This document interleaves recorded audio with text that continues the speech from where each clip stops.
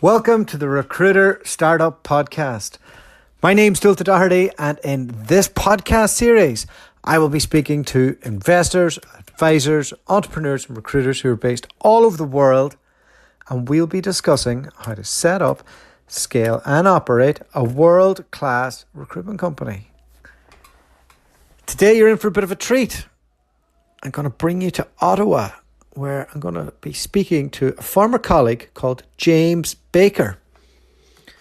We worked at the same company for a brief moment. I had basically like a cup of coffee there before leaving and setting up my own business. But he had lots of success in everywhere he's been. And he's taken all that experience and he's asked himself one question. How can he fix recruitment to serve the needs of his client? And he's figured out a model that works with that. Lots of interesting stuff in this podcast.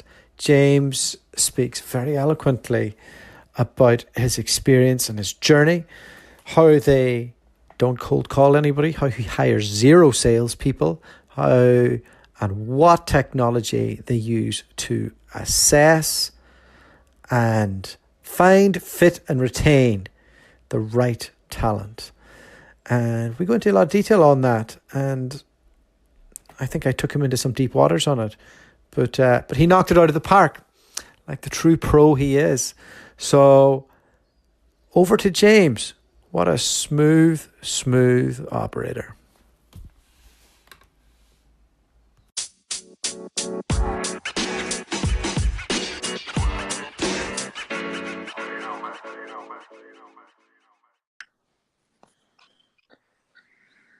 James Baker, how are you? I'm very well, my friend. How are you? Very good, very good.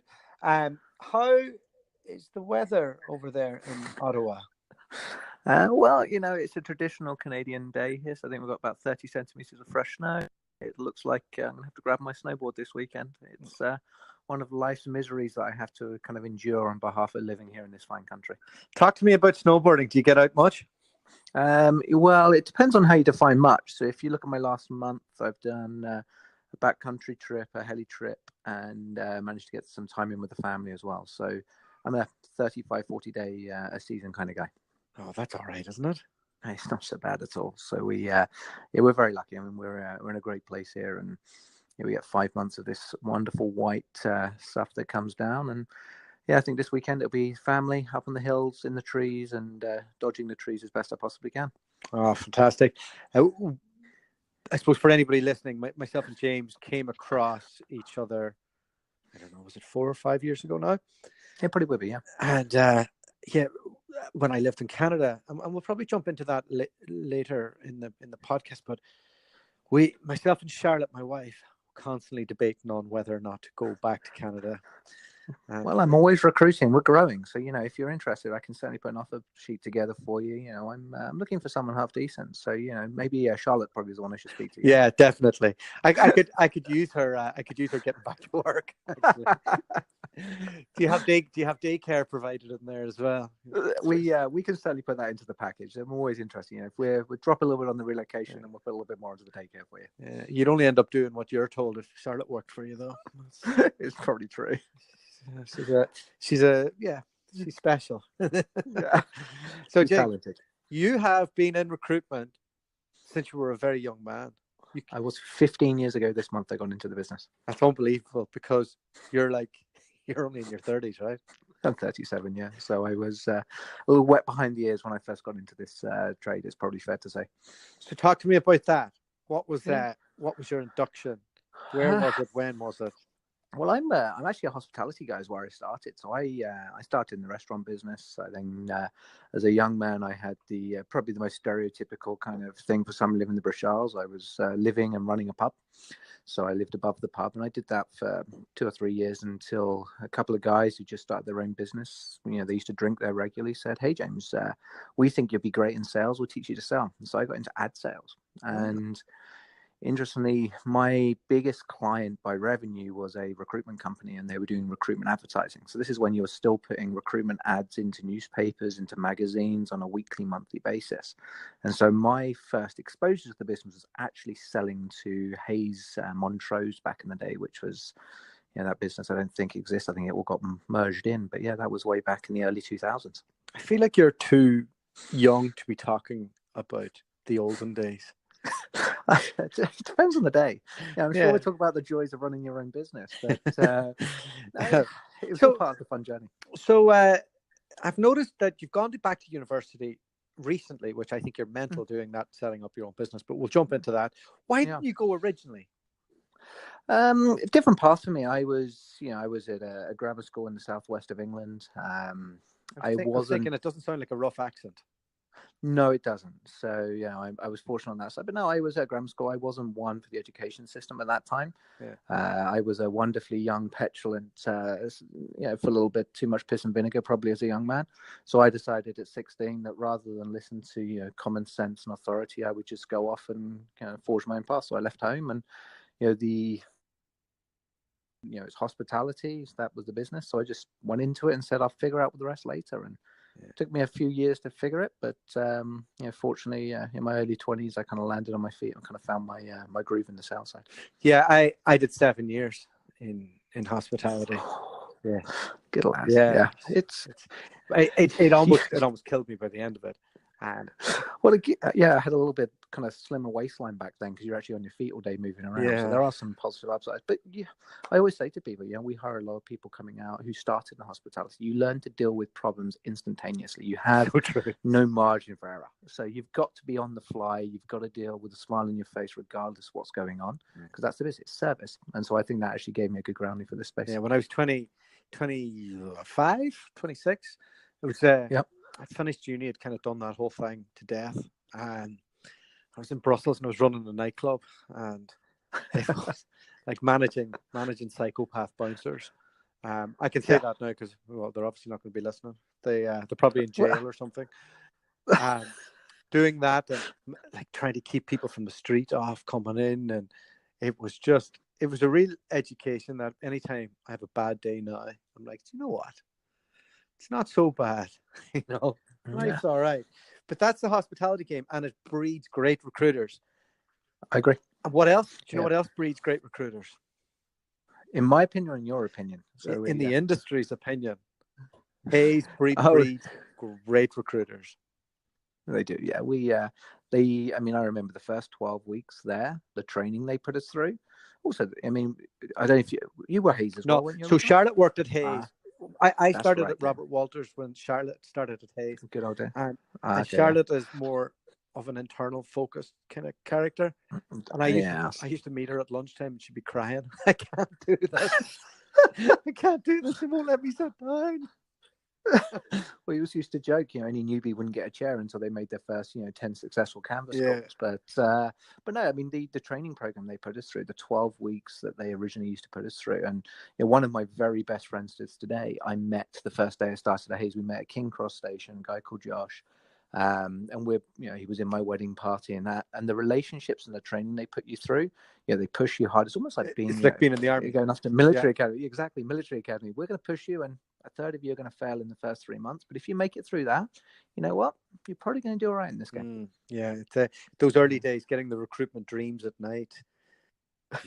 And you're laughing because you had them.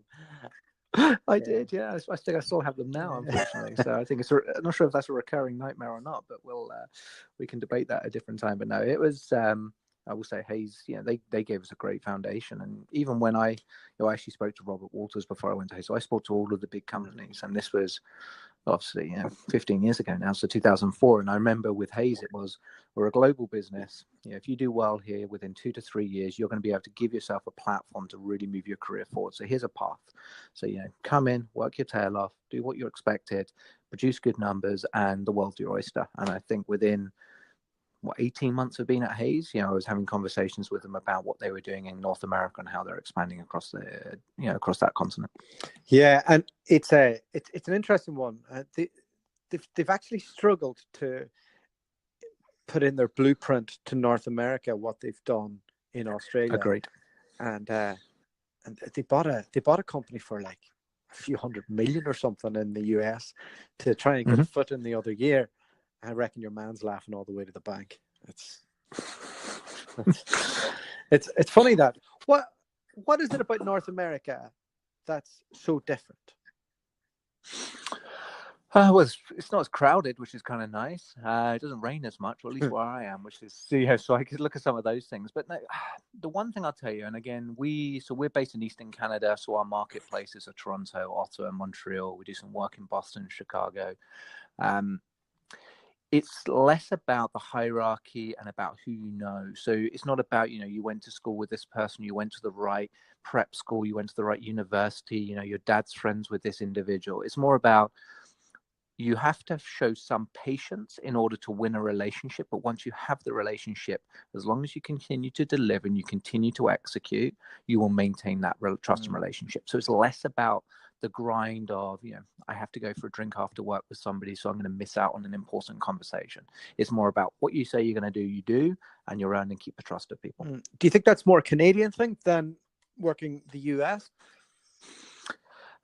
Well, with the US market that we dabble in, we're still finding that they've got relationships with people.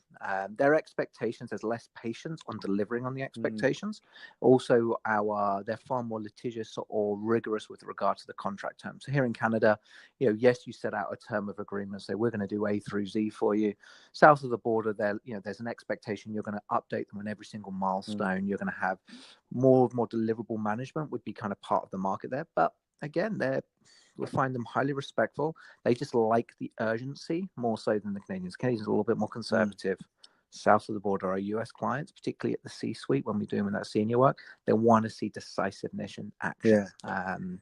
So whether that explains their political situation or not is another conversation, and we'll save that and never talk about politics before 10 o'clock in the morning.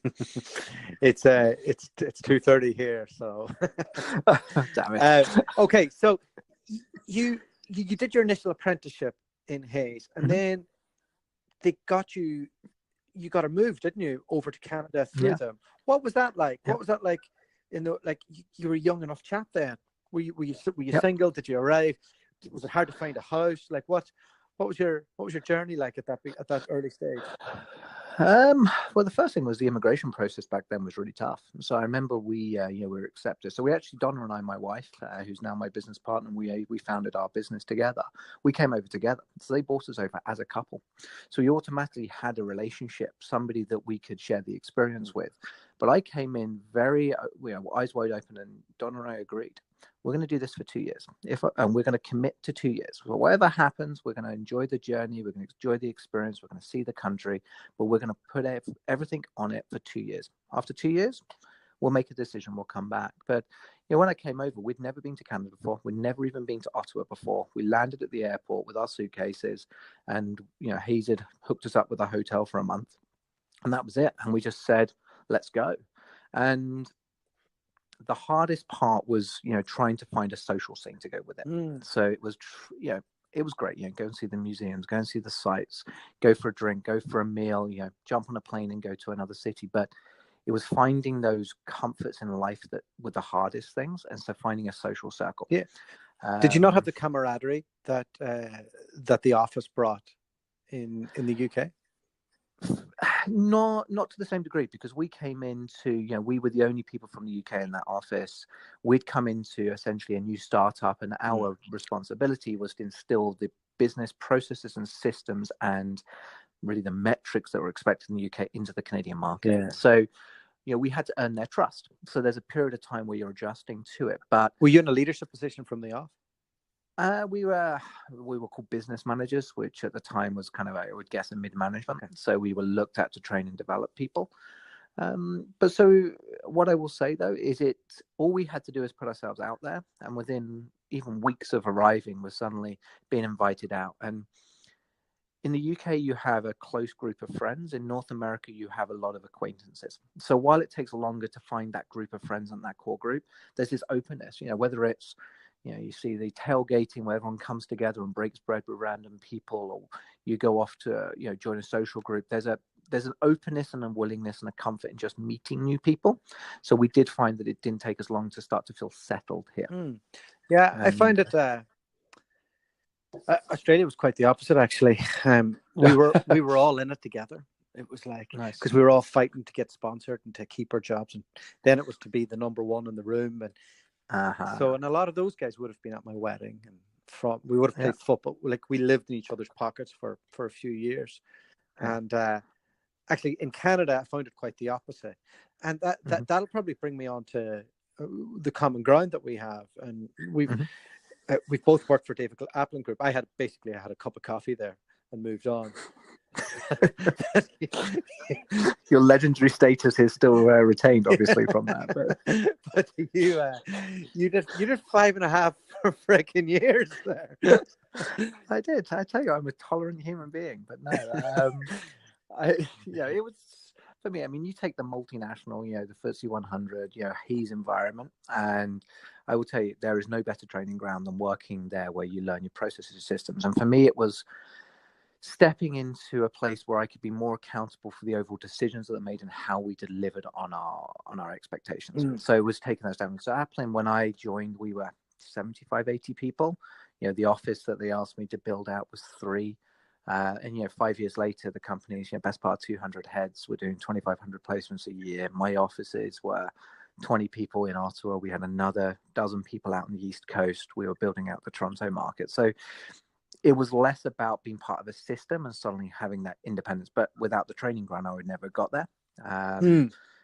And your mandate was kind of to come in and sharpen everything up, wasn't it? To kind of let's make it less about a mom and pop's 50-year-old relationships and put in something that can be systemized, essentially. Exactly. Yeah, and so they brought a lot of it in. I mean, if you think about the people they brought in, there's a lot from Robert Half, a lot from Hayes came in. So it was all about bringing those big company practices. So again, the training ground and the need for those people who have grown up in those and had success in those large corporations really resonated with them. And they made huge strides in a short space of time. Ultimately, their direction and my direction didn't necessarily align. I think some of those tie into the market and what's happened in the industry. And you've got to say, I know of kind of strong feelings and beliefs about the industry, as do I. And I didn't think they or even the larger corporations were moving in the direction I felt the business should go. Well, there's certain things that so my experience with them was I went over on a recce mission and did a ton of interviews, and the most impressive person I met was Mike Stanfield, was his name, and he blew me away. It's just unbelievable. And when I arrived, the oil price crashed the next week, and he left. and I have this moment that I'll never forget, where I was staying in late, and I just kind of started, and they were like, I know we said the tap was kind of quiet, it's kind of off, but do your best anyway, and sure, we'll see. And there was a filing cabinet there. Nothing was on the computer. And so I was working off some guy's notes, trying to figure out what was what and all the rest. And I remember thinking, okay, well, I'll just start calling through people. So I started doing that. And it got to about 5:45. And I'd realized I was the last person in the office. I was thinking, this is a bit odd. And the next thing, the lights went off. And I remember this moment. I thought, and I cursed out loud. I went, and the next thing, somebody came in from the other room. She was running the executive search team, and she goes, you've just figured out what you've signed up for here, haven't you? and I remember thinking at that moment, oh my God, what have we done here?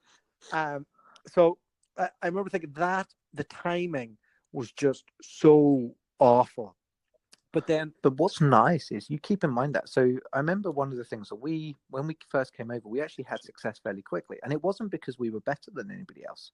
It's because our mindset was, well, if I'm in here at 7:30 in the morning and I can work till 6:30, 7 o'clock at night, and I can put a real shift every day, you're actually doing 30-40% more work than anybody else in that office or in that industry, in your space, in that city. So you didn't even need to be that much better than everybody else, because your work ethic would get you ahead more times than not. And it still staggers me to the day that that's the reality, that we don't actually have to be better. We are better.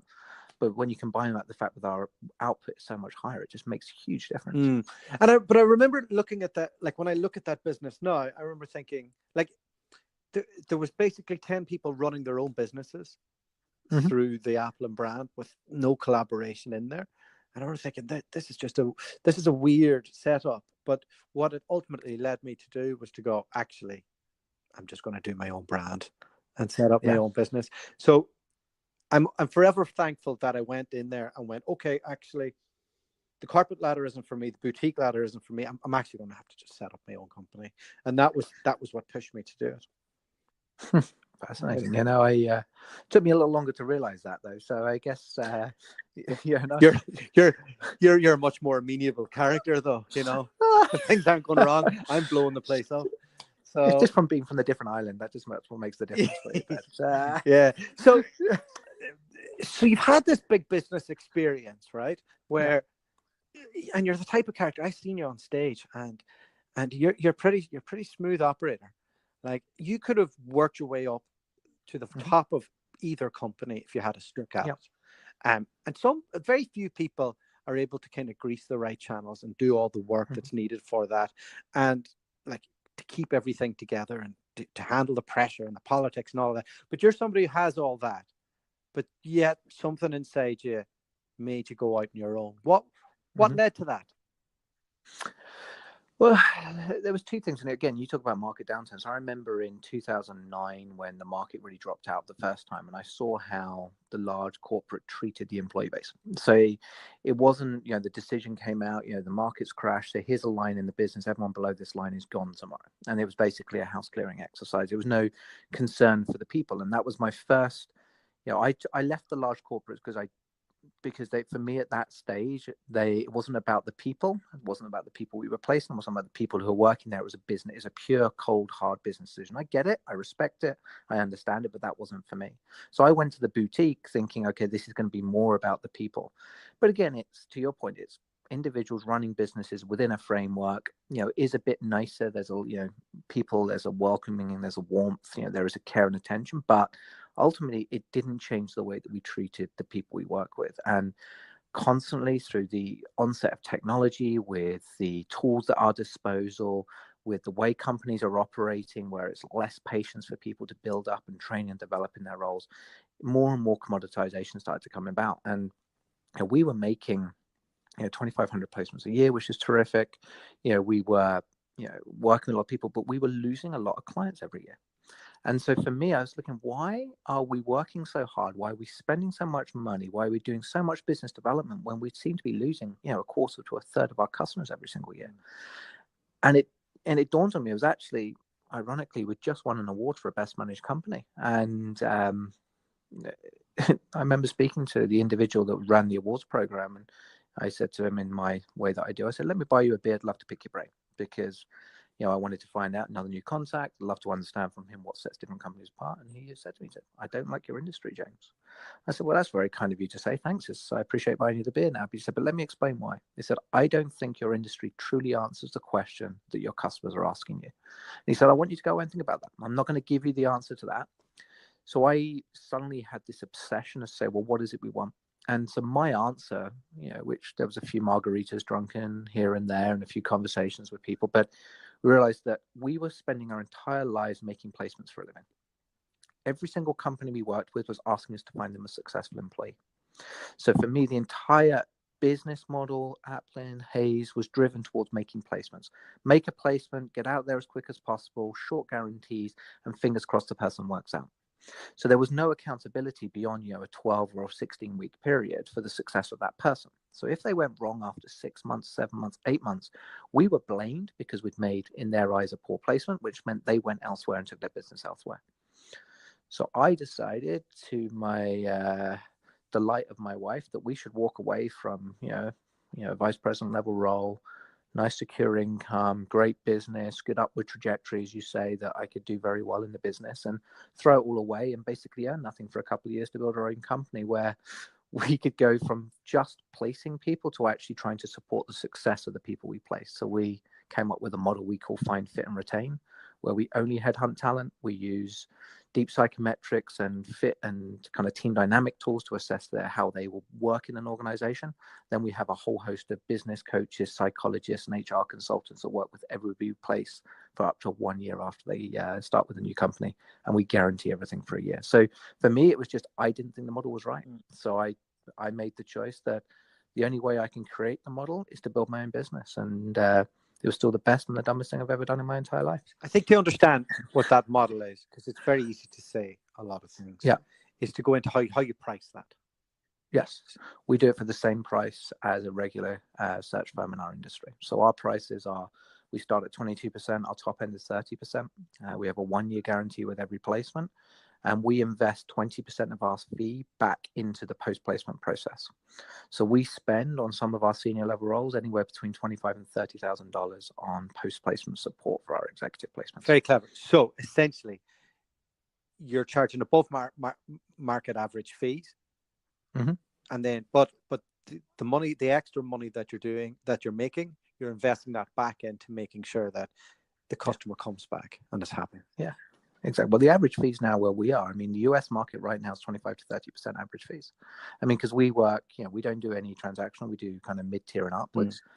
So we're actually priced at the same level as our three major competitors, yet we do infinitely more work for them. And the reason is because we don't have any salespeople that work for us. We made the choice that we are not going to sell our business. We have a zero cold call business model. So we do not make cold calls in our organization. How do you win business?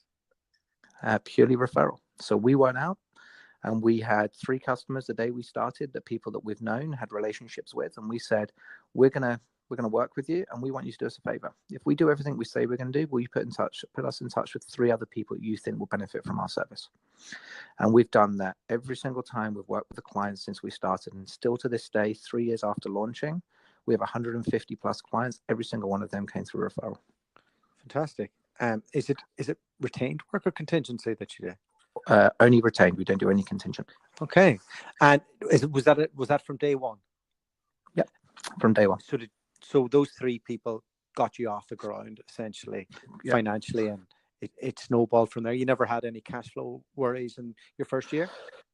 Not enough. Well, we just didn't pay ourselves, so it's very easy not to have cash flow worries when you don't pay yourself. But we made the decision when we launched that we squirreled away some savings, and we said, look, we've got enough money to survive for 2 years without drawing an income from the business. So we are not going to make any business decision based on our own personal need for money. We're going to make every decision based on the needs of the business, because we knew we would survive. So we've been in business now, 40 months, I guess. Only 1 month that we ever lost money in the 40 months that we've been in business. And we now employ 24 people. We grew by 500% last year. We're now expanding into multiple markets, and it was about building that right foundation and sticking to our philosophy. So you talk about contingency. Every day for the first 18 months, people would call us when we were scrambling and trying to prove to people our point, giving us saying, well, just take this contingent order, take this order on. And we will always say, no, we will not do anything that falls outside of what we believe is the right way to deliver success for our clients. Fantastic. I suppose the way to understand the mechanisms then, because you've explained the pricing, which is very clever. Give you props for that, James. Thanks, Mike. Is the type of people that you hire within those 20. Yeah. Like, if they're not salespeople, who are they? What are they? So the last person I hired was an ex-Canadian spy. Okay. So we look for the high EQ scores. You better not be having an affair out there. That was great. But no. So he was responsible for securing assets overseas for the Canadian military. All right. So, the person we hired before that was originally, she started her career as a substance abuse counselor, working with people, understanding who they are, how they're wired, what they need in order to move forward. I have an industrial psychologist on my team. I have 2 HR professionals. I have crikey, what else do we have on our team? We hire graduates who are coming through EMBA programs, MBA programs. So we don't go out and hire people that can sell. We go out and hire people who can build true relationships and have the poise and grace to work at a board level.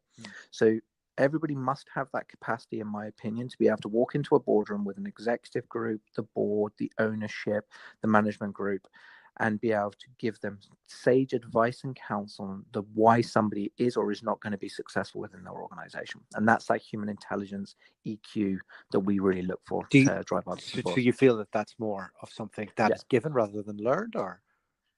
I think it's an innate ability that you can then develop and you can train. So people have an instinct. They can assess who somebody is, what they're about. And what we do is we use evidence-based psychology and science to back up our assumptions. So, for example, we built technology that can do predictive psychometrics on people before we meet with them, so we can challenge our thoughts on who they are based on the way we interview them. We do the same on the employers. We actually match our clients to our consultants based on a psychological profile. So we don't actually just say, hey, daughter, it's your turn. You've got next search that's coming in. We look at what is the psychological makeup and profile of our customer and who would work best with them from our perspective, because that relationship is critical. So how are we managing those people? Like, how are you training? If business development isn't part of it, what does their training look like to get them to the point where they're at? It's all mentorship. So everything's done. So we hire people and basically we give them a year till they get to the point where they're going to be capable of running a search on their own grounds. So whether some people have the ability to get up to speed in 3 months, 6 months, 9 months, there's different personal learning cycles, but they work under our very best people who are responsible for developing those underneath them. So it starts very simply. So we always talk to a minimum of 200 people per search that we do. So, it starts with conversations with 200 prospective candidates. Then, it's moving on to interviewing the 50 people that have expressed interest in the mandate. Is then moving into, we're going to take the top 15 and 20 and put them through essentially a grilling to understand how they are, how they're wired, to eventually get to our shortlist, to then present the shortlist to the client, and then manage the interview process with the client. So everything we do is codified. Every process, every step that we take, everything is codified so that there is a recipe for success, which they can be trained on, and then they can express their personalities beyond that training. Can you explain what codified means? Yeah, so basically we have if you can imagine the life cycle of a project from the day the client says, I will work with you, until 1 year after they've been working for that company, every step of that journey is now got a process that's being defined for it. So it could be as simple as, we are booking interviews with our client. We are going to send, here is the agenda you're going to send to the client. Here are the questions that you're going to explore to suggest the right questioning logic for the client in this situation. Here's the venue they're going to use. Here's going to be the agenda right down to what time they're taking a coffee break. Everything is codified. So we used a development mindset, and to say, if I was giving this to a developer to say, build technology for this, they could actually look and follow our process map and build all the modules we need. Very good. And is there a certain niche that you're focused on? Yeah, we do. We don't touch anything in the public sector. So we are purely private sector focused. Vast majority of our clients are either VC, so venture capital, or private equity backed high growth companies. We do a lot of work within real estate companies, so a lot of developers, construction organizations, and we also do a fair amount of work with family businesses, because there's different dynamics at play in a family business that it helps having the psychologist on the team for. But there's not a certain job category that you go after? Nope. So we have a process that we believe can be applied to anything. So rather than specializing within an industry or in a segment, we basically specialize in, we are exceptional at finding talent, we're exceptional at marketing to that talent, and assessing their fit for an organization. So that's our expertise. Well, you've explained the third part, but the first part, how do you find your talent? What makes you exceptional at it? We basically we built our own technology to do it. So we have strong data mining technologies. So we get a mandate from a client. I don't know, someone emails me now, says, "Hey James, find me a new director of IT." Within 2 hours of getting that search, we can map every single director of IT who has worked in or potentially could transition into that industry. We can look at their career trajectory to predict whether they would be stepping into this job. And so we'll identify between 800 and 1,200 profiles using that tech. We use prediction algorithms that suggest the top 300. Then I give those 300 to our research and marketing team, and then they go off and start engaging in conversations with them. So we are actively using modern technologies in recruitment in order to build a large talent pool so that we can spend more time actually talking to people. And at what point? So it sounds like that all sounds great. How do you build your own technology? Do you how did you go about that? Expensive. Yeah, that sounds like it's expensive. Well, it was. Are you one of these characters that goes down rabbit holes? And I do. I love going down rabbit. No, so it actually came back from. So we started September 2015. Yeah. And we started to get really busy around May of 2016. So we suddenly had this issue where Donna, my wife, is the best headhunter I've ever worked with. So suddenly we couldn't find anybody as good as Donna who was willing to work for an early stage startup for limited money, essentially. So we said, what's other ways of doing it? So we started to look at automating some of the processes. So we work with a lot of early stage tech companies. I said, hey, here's my issue. We're trying to find 200 to 300 candidates for this job who we know if we reached out to all of them, 40 or 50 would say they want to talk to us. Do you have any online scraping technology that can start to find these profiles for us so that, I don't have to get Donna spending 20 hours doing research? Someone said, sure, I'll build that for you. So they did. They did that as a favor for us. Next, I said to somebody I know who does AI, hey, you need to hire a data scientist. Why don't I find you a data scientist and you build a algorithm for me that can predict which of these candidates would be worthwhile? So we built a very baseline minimum viable product technology very early on. And then what we did is we applied for grants, research credits. We are now using essentially these wonderful government programs to subsidize our own development of our technology. And our aim was always to find a way to build something that could satisfy 80% of the hiring needs for our clients without them even having to come to us, so that we could focus on the 20% of business critical recruitment needs they have. So are you still a recruitment business, or are you a rec tech business that's found proof of concept? Oh, I like that. I'd like to think that we're bridging that gap now. I mean, my dream would be to be a talent consulting business. I don't believe finding people is not that hard anymore. Giving them a compelling reason to join an organization is actually the artistry that we perform. So, convincing you that you should come work for Keynote Group, that's the art in what I do now. Because these define you. I can find your profile, you're online, you've got tons of marketing. You can see that you are somebody we should be talking to. But that compelling reason is the key thing. Beyond that, it's then managing the experience you have working in that organization.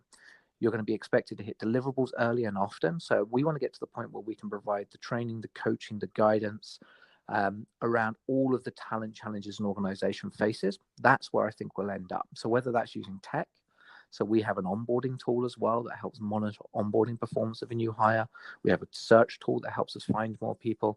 It should be an integrated professional services business with technology advantages. Will you be the person who's holding that technology to create to develop your own brand, or will you be selling that technology to selling it? Other search so we already have right now we've got it being trialed by a number of other private companies. Our hope is that we will be able to completely commercialize it and then start reselling it to other firms. We've been doing testing now for about the last 6 months, and there's a good chance that we'll have this to market at some point later this year. If only you knew a good podcast where you could sponsor. If I sat here and said, hey, look, Kate is the next great thing in headhunting and recruitment, and I can find a way this could be on iTunes, that would be a really good kind of plug. But that would be so shallow of me. I wouldn't dream of doing that. So how are you going to take over the world? What's next? I'm not going to take over it. I'm going to build this business, make it successful, and then position it so somebody else can bring in the next level skill. So I'm a builder, whether it was my time at, in media sales, whether it was my time at Hayes, whether it was my time at Applin, I like building things. So there'll be a time where I'm no longer the right person to drive Keynote forward. So, I'm looking forward to bringing, I just hired a COO, I'm hoping he will replace me at some point. So we can do the next thing and I can become a snowboard bum while Keynote continues to thrive and prosper. And my ownership stake will allow me to have maybe the odd heli ski trip in there as well. Sounds amazing. Before we go, Anything else in Cool. the industry right now that's caught your attention?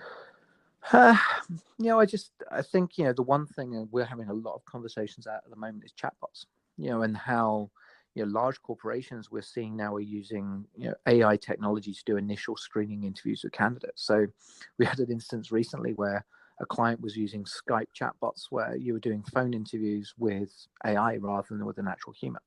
So it's fascinating how we're moving towards this technology shift so quickly. Historically, I mean, you're old enough to remember this as well, but when I started, we were faxing resumes. Then it was somebody started this thing called Monster, and the recruitment industry was supposed to end. And it was then somebody came up with LinkedIn, and again, the recruitment industry was supposed to end. And now it was, well, AI is going to replace the recruitment industry. We know the industry will continue to exist. How it shifts and how it pivots in order to deliver value is the key thing. So, if we don't have to be pre-screening people, where are we bringing value to the recruitment process? For me, I'm fascinated to see what companies do to help the success of the people they place. That's what I see is a lot of the emphasis right now, or whether they decide to become, more technology focused and, provide ways to add value to, more of a SaaS model where you've got upselling consulting services on the back end. But I think the industry's up for an interesting ride, particularly in the next correction, which will happen, I think, here in North America in the next 2-3 years. Where do these large corporates go in particular? Yeah, it is ever changing. I mean, there was Gary Vee had a speech the other day in Dubai talking about, like, if anybody hands up here who enjoys answering phone calls from strangers. and no, obviously nobody did. And who gets annoyed, and everybody puts their hand up. Yet we're still focused on doing this. Yeah. Sooner or later, that's going to come hard on this industry, especially with younger people who haven't grown up using their phone to speak on. So we definitely have to prepare for that. The technology piece, I think, a lot of it's going to get automated. Being able to market to those people and build trust. I think, like the likes of chatbots and that. I mean, they're not there yet for me to be worried about that. But I feel like we will turn more media heavy. So like we'll probably, like, a lot of the big firms are so far behind, but like Hayes should have the best media channel going in recruitment. They should be putting content out from every recruiter, documenting everything that's happened. Yet they're not.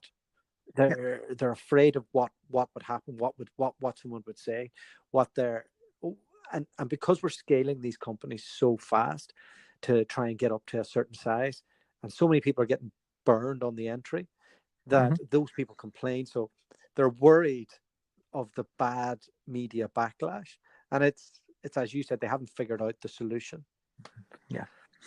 It's, I think it's going to become more of an ecosystem. I think, we're going to see firms like ours continue to specialize, whether it's in, we are a process-based company, so other people are going to lean on our process. We're seeing more and more people reaching out to us for partnerships. So, ways that we can work together. So you'll be good at this, James, and we're going to be good at that. And so the large corporates really fail. They're very closed off, and they say, we have a wall around us. We're not going to tell you what's happening within these walls. We're not going to share with anybody else. It's ours and ours alone. And I think that's the mistake. Those walls need to come down, particularly now where it's so much easier. We had a project recently come up, and someone said, hey, can you help us in South America? Within an hour, I'm talking to 3 firms in South America about what we could do to help transition a client to work with them south of the border.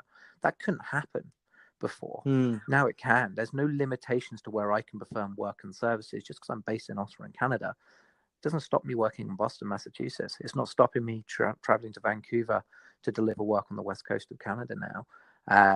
Those large corporates need to realize that we are far more agile and nimble as small businesses, and they've got to do more to compete with that or to leverage that and use their own networks and their markets more effectively. But I actually think it's going to be a fun kind of 5 to 10 years. And as I say, hopefully the outcome for me is I'm on a snowboard somewhere in some deep snow somewhere, and Keynote Group continues to thrive. And I will tell you that at the end of the day, it's still a journey and it's still an adventure. And if it doesn't work out, I have no regrets whatsoever from starting my own thing. I think if it all went completely sideways, I could probably pick up the phone, call you, and you can find me a great job somewhere closer to a mountain. Yeah, if you want to source some recruiters for me, you know. But,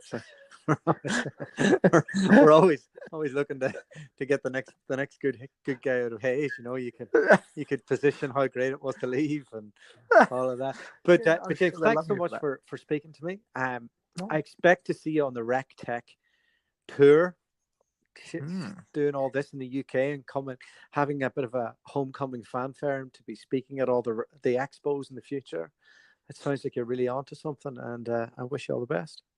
Excellent. It's always great to talk to you, and thanks so much for putting this together. Take care, pal. See you soon. Bye-bye.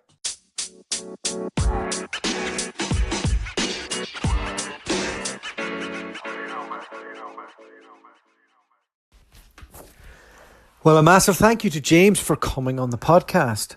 Speaking to James brings me back to living in Canada and what that experience was like. Coming from a big agency in Australia, I was working for Robert Walters, and things went well for me there, and I could do no wrong from a billing perspective, and just had a great entry into recruitment. And I kind of remember going over being a bit pig-headed and feeling like I was a bit of a superhero, and I was brought down to ground hard in Calgary when the oil and gas crash happened, and when I realised I joined a boutique that was basically 7 other people just running their own business, and I'd have no candidates, no clients, and really the local economy had just shot.